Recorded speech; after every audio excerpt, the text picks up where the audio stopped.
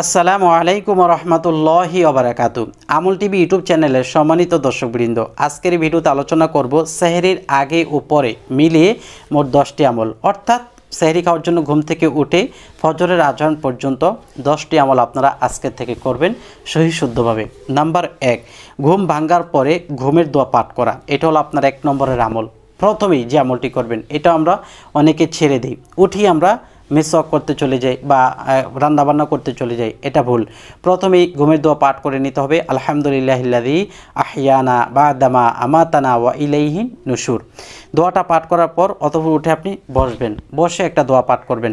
মানে আপনি অজু করলেন না, কিছুই করা লাগবে না, আপনি ঘুম ভাঙলেন, ঘুমের দোয়া পাঠ করলেন, এরপর একটি দোয়া পাঠ করবেন। এই দোয়া সম্পর্কে নবীজি সাল্লাল্লাহু আলাইহি সাল্লাম কী বলছেন আগে সেটা বলে নেই। নবীজি সাল্লাল্লাহু আলাইহি সাল্লাম বলেছেন, কেউ যদি ঘুম ভাঙার পর একটি দোয়া আছে, সেই দোয়াটি পাঠ করে কোনো কিছু আল্লাহ তাআলার কাছে চায় বা বলে বা দোয়া করে, আল্লাহ তাআলা তার সে চাওয়া পাওয়া কবুল করবেন, তার দোয়াও কবুল করবেন। তাহলে আপনি ঘুম থেকে উঠে অজু করার আগে, নামাজ পড়ার আগে, ঘুম ভাঙার পরে ঘুমের দোয়াটা পাঠ করে, ঘুম ভাঙার দোয়া পাঠ করে এরপরে এই দোয়াটা পাঠ করবেন। দোয়াটা হলো লা ইলাহা ইল্লাল্লাহু ওয়াহদাহু লা শারীকা লাহু লাহুল মুলকু ওয়া লাহুল হামদু ওয়া হুয়া আলা কুল্লি শাইইন কদির। কে না পারেন, এটার সাথে আরেকটু আছে, আলহামদুলিল্লাহি ওয়া সুবহানাল্লাহি ওয়া লা ইলাহা ইল্লাল্লাহু আল্লাহু আকবার ওয়া লা হাওলা ওয়া লা কুওয়াতা ইল্লা বিল্লাহিল আলিয়্যিল আযীম। শেষ। এই দোয়াটা যে পাঠ করবে, পাঠ করার পর যদি সে বলে আল্লাহুম্মা গফিরলি, আল্লাহ আপনি আমারে ক্ষমা করে দেন, আল্লাহ তাআলা মাফ করে দিবেন। সুবহানাল্লাহ। তাহলে আপনি বলেন, আল্লাহ আপনি আমাকে ক্ষমা করেন, আমার আব্বা আম্মাকে ক্ষমা করেন, আমার 14 গোষ্ঠী 14 পুরুষ নরনারী যারা অন্ধকার কবরে তাদেরকে মাফ করেন। যা বলবেন আল্লাহ তাআলা মাফ করবেন। অতঃপর কেউ যদি কোনো কিছু চায়, আপনি যদি কিছু চান, ধন সম্পদ, বাড়ি গাড়ি, নারী, আপনি যেটাই চান আল্লাহ তাআলার কাছে আল্লাহ তাআলা দিয়ে দিবেন। এই দোয়াটা পাঠ করে লা ইলাহা ইল্লাল্লাহু ওয়াহদাহু লা শারীকা লাহু লাহুল মুলকু ওয়া লাহুল হামদু ওয়া হুয়া আলা কুল্লি শাইইন কদির। এরপর কি আলহামদুলিল্লাহ ওয়া সুবহানাল্লাহ ওয়া লা ইলাহা ইল্লাল্লাহু আল্লাহু আকবার ওয়া লা হাওলা ওয়া লা কুওয়াতা ইল্লা বিল্লাহিল আলিয়্যিল আযীম। এই দোয়াটা পাঠ করে আপনি যা যা চাও তা চেয়ে নেবেন। তাহলে আপনার দোয়া পাঠ করা শেষ। এরপর দোয়া পাঠ করা শেষে দোয়া করলেন, আরও আনুষঙ্গিক যত দোয়া, যে আল্লাহ আমি বিপদে আছি, আল্লাহ আমার পরিবারের সবাই দিনদার না, নামাজ রোজা করেন, আপনি দিনদার বানিয়ে দেন, ফরহেজগার বানিয়ে দেন, আল্লাহ আপনি আমার মৃত্যুকে ঈমানের মৃত্যু দান করেন। এরপর এইভাবে আনুষঙ্গিক যত যা চাওয়ার আছে চাইবেন। চাওয়ার পরে 3 নম্বরে যে আমল, সেটা হলো বাথরুম এক্সচেঞ্জ করা, পেশাব পায়খানা করা। পেশাব পায়খানা করে ভালোভাবে সেরে নেবেন। পেশাব পায়খানা করার পর একটা ন্যাকড়া দিয়া মুছে নেওয়া, পায়খানার রাস্তা, প্রস্রাবের রাস্তা।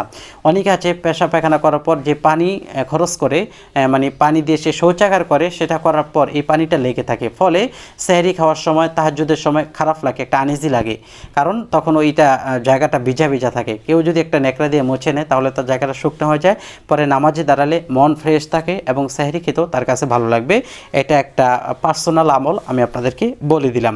তো 3 নম্বরে সে পেশা পায়খানা সেরে মিসওয়াক করে এরপর অজু করে নিবে। অতঃপর 4 নম্বরের আমলটা হলো 8 রাকাত তাহাজ্জুদের নামাজ আদায় করবে। নবী করিম সাল্লাল্লাহু আলাইহি সাল্লাম রমজানের ভিতরে বাইরে 11 রাকাত নফল নামাজ আদায় করতেন, কিয়ামুল লাইল, রাতের নামাজ।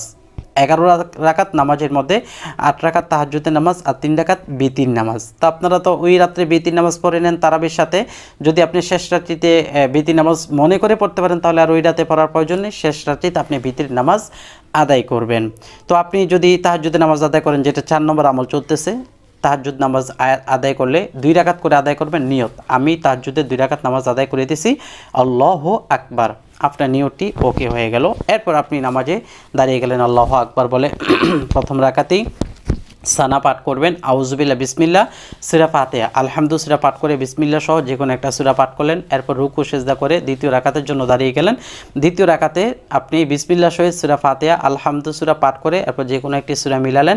এরপর আবার রুকু সিজদা করে বৈঠকে বসলেন। যেহেতু নামাজটি 2 রাকাত, এটাই শেষ বৈঠক।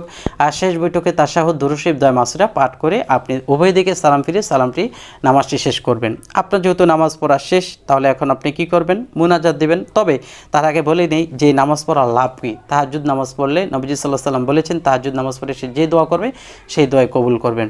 আর সর্বশ্রেষ্ঠ নামাজ ফরজ নামাজের পরে তাহাজ্জুদের নামাজ, সুবহানাল্লাহি ওয়া বিহামদিহি। তাহলে আমরা তাহাজ্জুদের নামাজ ছাড়বো না। আর এই তাহাজ্জুদের সময় আল্লাহ পাক 4th আসমানে এসে বান্দাকে ডাকতে থাকেন, বান্দা কে আছো অভাবগ্রস্ত, আমাকে বলো আমি অভাব পূরণ করে দিব। কে আছো গুনাহগার, আমাকে বলো আমি তোমার গুনাহ মাফ করে দিব। কে আছো ঋণগ্রস্ত, আমাকে বলো আমি ঋণ পরিশোধ করে দিব। কে আছো বিপদে, আমার কাছে বলো আমি বিপদ থেকে মুক্তি দিয়ে দিব। এইভাবে আল্লাহ তাআলা যেহেতু ডাকতে থাকেন, তো আমরা যেহেতু এই সময় আমরা তাহাজ্জুদের নামাজ পড়তেই উঠবো, অন্যান্য 11 মাসে যেহেতু আমরা এই সময় উঠি না। আর একটা উসিলায় রমজান মাসে সেহরি খাওয়ার উসিলা দিয়ে আমরা উঠি, এই সময় আমরা কোনোভাবেই তাহাজ্জুদের নামাজ পরিত্যাগ করব না। যদিও 8 রাকাত না পারি 4 রাকাত পড়েন, যদি 4 রাকাত না পারেন অন্ততপক্ষে 2 রাকাত হলেও আপনি নামাজটি আদায় করবেন। তাহাজ্জুদ নামাজ শেষ, এরপর আপনি এখন মুনাজাত দিবেন, কিছু তাসবিহ তাহলিল পাঠ করবেন, যদি সময় থাকে, সময় না থাকলে আপনি সেহরি খাওয়ায় চলে যাবেন। তো কি তাসবিহ? সুবহানাল্লাহ, আলহামদুলিল্লাহ, আল্লাহু আকবার, লা ইলাহা ইল্লাল্লাহ, লা হাওলা ওয়ালা কুওয়াতা ইল্লা বিল্লাহ, এই জাতীয় যে তাসবিহগুলো পারেন আপনি তসবিহ জপের মাধ্যমে তাসবিহগুলো পাঠ করে মুনাজাত দিবেন। মুনাজাত দিয়ে আপনি আল্লাহ তাআলার কাছে যা যা চাওয়ার আপনি তাই চাইবেন। মুনাজাতের নিয়ম তো পূর্বে বললামই। 6 নম্বর আমল হলো সবাই মিলে সেহরি প্রস্তুত করবেন, সব কিছু সুন্দর করে বাস করবেন যাতে সেহরি খাওয়ার মধ্যে দিয়ে উঠতে না হয়। লবণ, পানি, দস্তরখান, তারপরে জুতা ফালানোর বালতি, তারপর এইভাবে আনুষঙ্গিক প্লেট, তরি তরকারি যা আছে সব কিছু সুন্দর করে আগে গুছিয়ে নেবেন, তাহলে আপনার মনের মধ্যে একটা আত্মতৃপ্তি আসবে। সেহরি খাওয়ার একটা আদব আছে, আদবটা আপনার জন্য রক্ষা হবে। তো এইভাবে আপনি সেহরিটা প্রস্তুত করবেন। 6 নম্বর আমল শেষ। 7 নম্বর হলো এখন আপনি সেহরি খাওয়া শুরু করবেন এমন সময় যাতে সেহরি খাওয়াটা আপনার শেষ হয়ে যায় আপনার 10 থেকে 15 মিনিট আগে। তো মনে করেন আপনার সেহরি খেতে লাগে 20 মিনিট, খাবার খেতে 20 মিনিট লাগে, 20 মিনিটের পরে আরও 15 মিনিট আপনার হাতে থাকতে হবে, তাহলে কত হলো 35 মিনিট। তো আপনার সেহরি খাওয়ার শেষ সময় যদি হয় 4টা 50 মিনিট, তাহলে আপনি এই কয়টা বাজে শুরু করবেন? 4টা 15-তে। 4টা 15-তে সেহরি খাওয়া শুরু করলে 4টা 15-তে সেহরি খাওয়া শুরু করলে 25-35-এ শেষ হবে, তাহলে 50 সেহরির শেষ টাইম থেকে আরও 15 মিনিট বাকি থাকে। হুজুর কেন 15 মিনিট বাকি রাখবো? নবীজি সাল্লাল্লাহু আলাইহি সাল্লাম এমন সময় সেহরি খাওয়া শেষ করতেন যাতে 50 আয়াত পাঠ করা যায়, বা হুজুর সাল্লাল্লাহু আলাইহি সাল্লাম সেহরি খেয়ে আজানের আগ পর্যন্ত সময় 50টি আয়াত তেলাওয়াত করতেন। এই জন্য এই 50টি আয়াত তেলাওয়াত করবেন, আর না হয় এই এতটুকু সময় হাতে রেখে সেহরি খাওয়া শেষ করবেন। এটা হলো 7 নম্বর আমল চলে গেল। 8 নম্বর আমল হলো আজান হবে, এরপর আপনি ফজরের 4 রাকাত নামাজ আদায় করবেন। ফজরের 4 রাকাত নামাজ আদায় করার নিয়মটা আপনারা অবশ্যই জানেন। ফজরের 4 রাকাত নামাজে 2 রাকাত সুন্নতে মুআক্কাদা, আমি ফজরের 2 রাকাত সুন্নত নামাজ আদায় করে দিয়েছি। এরপর 2 রাকাত ফরজ, আমি ফজরের 2 রাকাত ফরজ নামাজ আদায় করে দিয়েছি। আল্লাহু আকবার। এভাবে আপনার ফজরের 4 রাকাত নামাজ শেষ হয়ে যাবে। অতঃপর আপনি কি করবেন? ফজর ও মাগরিব নামাজের পর যে ওজিফা আছে, প্রায় 14টা ওজিফা, সবগুলো ওজিফা আমার চ্যানেল দেওয়া আমল টিভি ইউটিউব চ্যানেল সার্চ দিয়ে আমল টিভি চ্যানেলের প্লেলিস্ট অথবা ভিডিও অপশনে গেলে আপনি সকাল সন্ধ্যার 14টি আমল পাবেন। সেই 14টা আমল ফজরের পরে করবেন। আর যদি 14টা আমল না পান, সংক্ষিপ্তভাবে বলে দিই, সালাম ফেরানোর পর আল্লাহু আকবার একবার, আস্তাগফিরুল্লাহ 3 বার, এরপর আল্লাহুম্মা আনতাস সালাম ওয়া মিনকাস সালাম তাবারাকতা ইয়া যাল জালালি ওয়াল ইকরাম, এই দোয়াটা একবার পাঠ করবেন। এই দোয়াটা একবার পাঠ করে এরপর আপনি আয়াতুল কুরসি একবার পাঠ করবেন, সূরা হাশরের শেষ 3 আয়াত একবার পাঠ করবেন, সূরা ফালাক, সূরা নাস, সূরা ইখলাস 3টা সূরা 9 বার পাঠ করবেন। এভাবে আপনার এই আমলগুলো হয়ে গেল। এরপর আনুষঙ্গিক আরও কিছু আমল আছে, রদিতু বিল্লাহ, হাসবি আল্লাহ, এগুলো আপনারা পারলে করবেন, না পারলে আমার ওই ভিডিওটা দেখে শিখে নেবেন। এরপর হলো আপনার সর্বশেষ 10 নম্বর আমল, ওজিফা শেষে মুনাজাত দিয়ে শেষ হলে ঘুমিয়ে পড়ো সকাল 7টা পর্যন্ত। ঘুমানো এটাও মোমেন ব্যক্তির জন্য একটা ইবাদত, কারণ ঘুমিয়ে থাকলেও মোমেন ব্যক্তিকে শয়তান ধরে না, কারণ তার এটা একটা ইবাদত চলতেছে, সুবহানাল্লাহ। সুতরাং আপনি ঘুমাবেন, শরীরের উপরে কষ্ট দিবেন না, প্রেশার দিবেন না।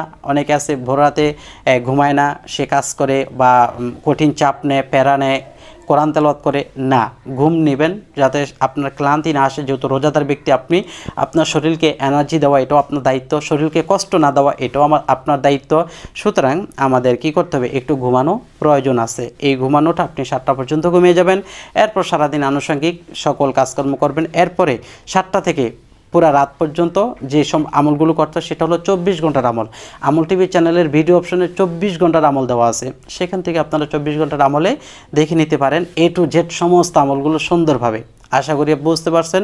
জানার থাকলে কমেন্ট করবেন, যদি ভালো লাগে লাইক দিবেন। পরবর্তীতে এমন আকর্ষণীয় ভিডিও পাওয়ার জন্য আমল টিভি চ্যানেল সাবস্ক্রাইব করে পাশে থাকা বেল বাটনটি চেপে রাখবেন।